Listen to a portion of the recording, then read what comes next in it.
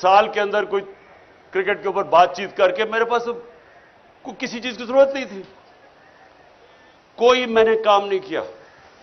सिर्फ पहले मैं अस्पताल बनाने पर लग गया, उसके बाद 96 के अंदर पॉलिटिकल पार्टी लगी, सारा वक्त उसमें और अस्पताल में निकल गया।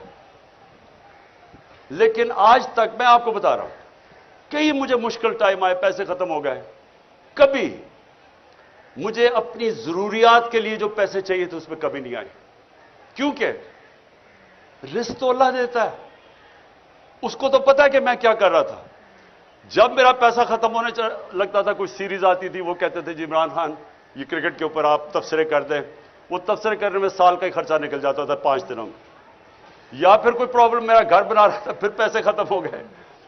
फिर एकदम आया जी वो हिंदुस्तान से मैच है, उन्होंने कहा जी इतने हफ्ते के लिए आए। मैंने कहा मैं नहीं जा सकता, मेरे बच्चे आ रहे हैं। उन्होंने कहा अच्छा 5 दिन दे दें। 5